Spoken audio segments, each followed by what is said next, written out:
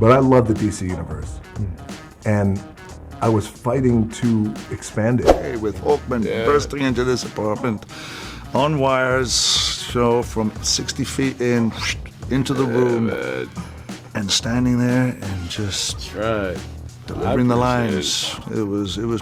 I was so afraid of looking foolish. And I can't remember who it was. Oh, Adam. Oh, I can't remember. We're here to negotiate your peaceful surrender. First of all, guys, the connection between you guys in this film is really cool. It's really, I don't feel like it's something you see as much in these films. Yeah. How did you guys approach it? Starting with you. In terms of approaching it, really came down to figuring out what Jama's vision was on this, because he was very clear about it. He knew that he wanted the relationship between Dr. Fate and Hawkman to really be highlighted. It speaks to their history, their brotherhood. It speaks to, their level of sacrifice and care and love for one another. So the approach to it was really just coming out of the organic nature of understanding what the goal was there, but then also working off of the natural relationship that Pierce and I were able to form, the bond that we were able to form throughout shooting. You know what I mean? Everybody had great energy, came to this with a great enthusiasm and humility, and we were all able to find sort of that synergy in that spot. So,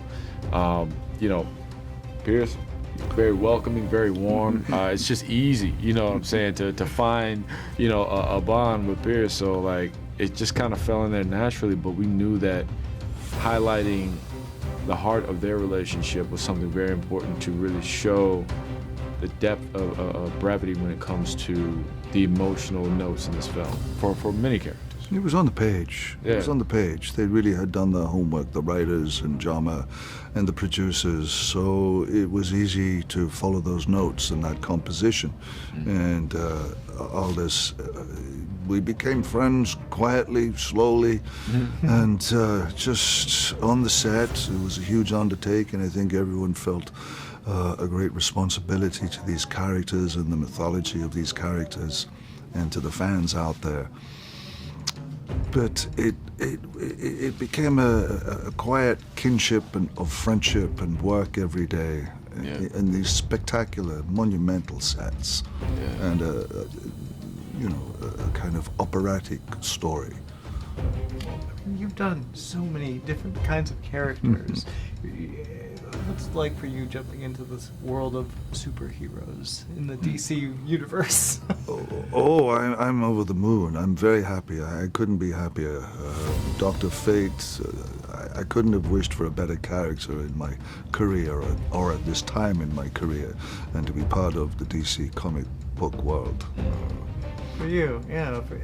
I love this character too. There's something very challenging about a character like this.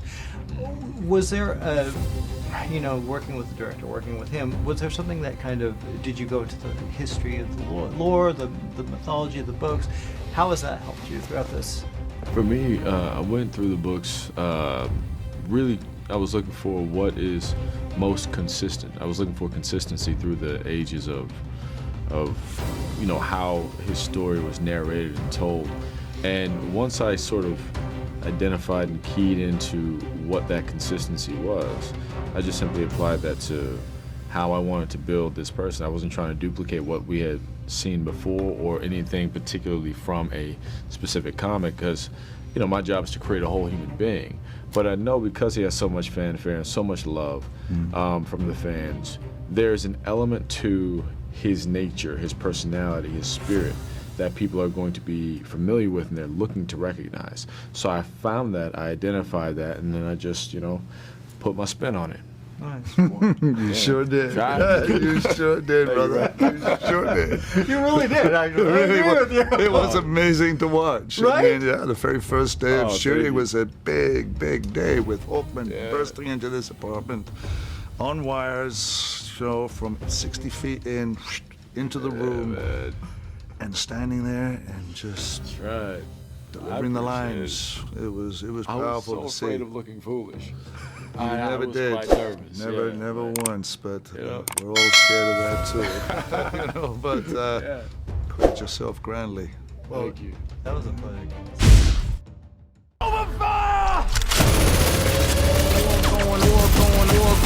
Now, I kneel before no one.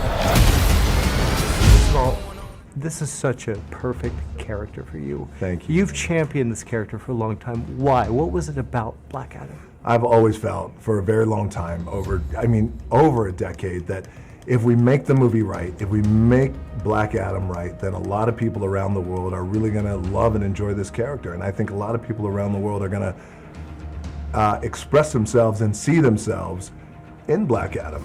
I also feel like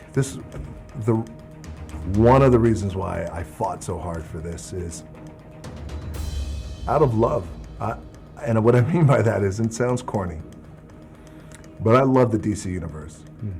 And I was fighting to expand it and introduce new characters. We introduced 5 new superheroes in this one, man. Yeah. And the Justice Society and Black Adam, and also the ones who aren't superheroes, and if you know the mythology, where we're leading with them too as well. So it was just a big ass opportunity to expand the DC universe and acknowledge all the other DC characters, the Justice League, which we acknowledge them throughout our movie. But then also at the end, excuse my language, but let's go for it and listen to the fans and go get someone who has been on the sidelines for almost 10 years, who I'm friends with, we're friends with, at us at $7 Productions. We're good friends, and not only that, but fans love that one, love that guy who's on the sidelines, man, and he's one of the best in terms of the man in blue and red, and get him, bring him back, because now that's what I mean by this is a new era in the DC universe. Yeah. Well, congratulations. Thank you, man. Always fun to watch you, man. Yeah, thank you, dude. Good to see you. I'm not peaceful,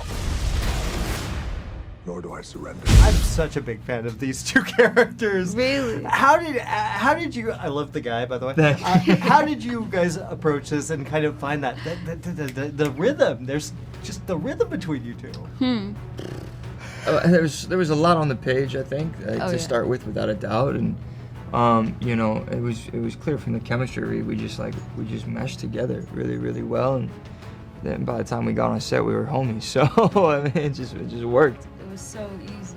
Yeah. Yeah, I love this character for you, Q, because it's such a unique character that in this kind of universe. Mm-hmm. What do you do to prepare for something like that, and what did you do to kind of find the rhythm? Yeah.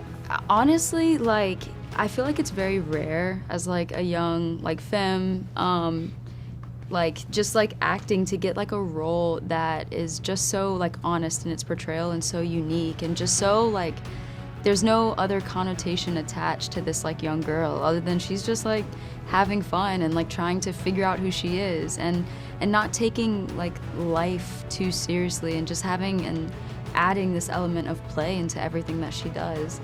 So as soon as I saw it, I was like, I like have to do it. And when it kind of, you know, happened and, you know, when I found out that I was a part of it, I just wanted to make her like punk, honestly. Like I just wanted to make her like unique and just really like give everything I had to it and like loosen up and just honestly have fun with it. And that's what our producers like supported, and our director was just like, yeah, get it. That's so true. I mean, if you just hit it on the head, which is we had the support to just show up and play. That's crazy. Yeah. Well, especially in a film like this, because usually it's so, this is what we want, this is our target audience, this is what we're going for. Right. That's freedom that you don't. We were empowered, completely empowered to make these characters who we felt that they were, and then supported and then encouraged beyond that once we started to play. And then, you know, just like, it was like, I felt like the ideas that JoBlo would come with were rooted in, of course, the original decision of who the characters were. And then he was like, oh, that's the direction you want to go? Cool. Now let's try like this, down that road, And right? build on it. Yeah.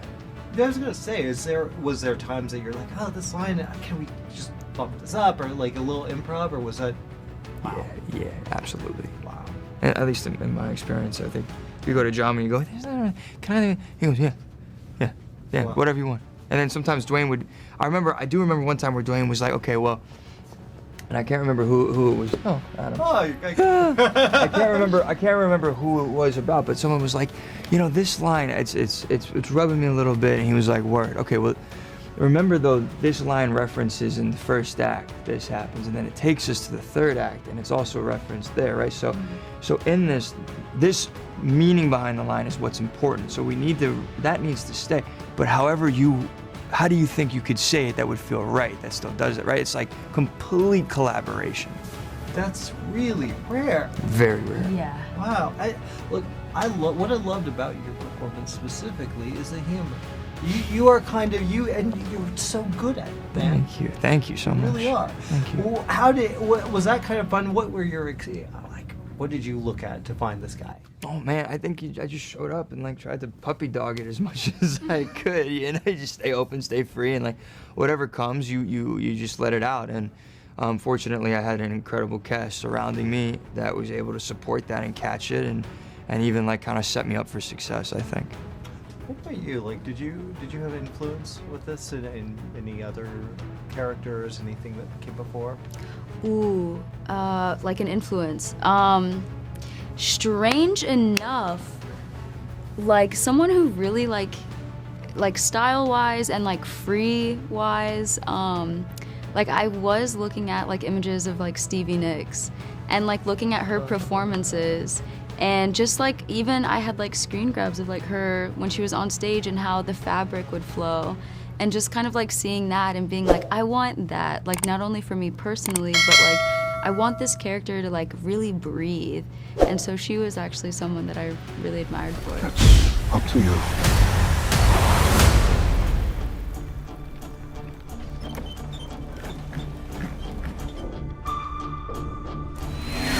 Behind you! Did he just catch a rocket? He got a rocket.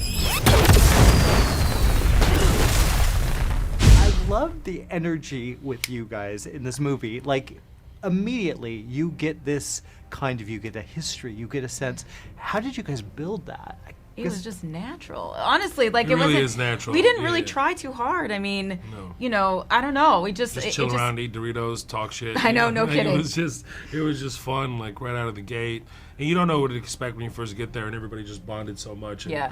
And Sarah and I had obviously bulk of our scenes were together, or at least my scenes were with Sarah, and it was just so much fun, just getting to know each other, and her kids were there, and just like we just bonded immediately, and come over, chill, and you know. It was pretty just created a fortuitous, vibe, you know. yeah. It's like I feel not just this way about him, but it's like everybody in the cast. We all genuinely loved being around one another. You know, the synergy that we had with one another, I feel like it's really rare. Usually you go to work and you're just kind of dreading the one person who, you know, is the bad egg, but there were no bad eggs in this group. We were disappointed when we had to go home by ourselves. You know, it's like we all wanted to hang.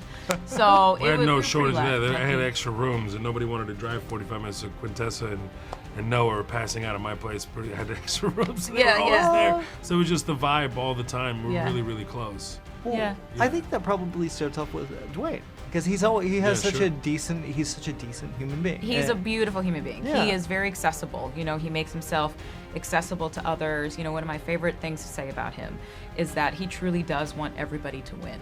Like, he is the first to share the spotlight with somebody else. He is the first to like give, you know, his wonderful lines. If somebody else needs lines in a scene, he'll be like, well, why don't you say this, and let's make this work for you and you. And I just think that that's so rare, especially if somebody of his caliber to be that selfless, you know, with his moment to shine. Him and also Pierce. Yeah. You know, Pierce absolutely. Brosnan. Oh, yeah. Like, you're sitting there with 007, and he just has the most appreciation of the sets than he does. anybody. He Like, really does. how do you have room to have an ego or to be anything other than insanely happy when that's your model? And also understanding, like, this is, you know, The Rock's vision. This is part of his whole team's vision to bring Black Adam to life, and it's a 10-year, you know, journey or goal, and a passion project that they've been really wanting to put this out, and understanding that, hey, we have to come in and help make this the best possible film for it to have its own journey afterwards as well, for it to be timely and timeless. Wow. Yeah. Wow. Now, Sarah, this character, I always connect with the parent, the Yeah. mother. What was it like working with that young man and finding that was wonderful? I loved you guys. Oh, thank you with Bodhi. Yeah. Yeah. You know, well, I'm a parent myself. I've got 3 kids, and so for me, it's easy to tap into that side with kids. You know, some people don't like working with kids, but I truly enjoy it because they do kind of keep you on your toes. They don't do the same thing twice. You know, it's just it is nice in that way. But no, he was wonderful. He was very receptive. He had his parents there. He was a prepared actor, and it just makes my job easier. I love that he always carried a football, so we always Yeah. fun. It really became like an uncle relationship. It was really sweet. That's amazing. Yeah. This sounds like the funnest set ever.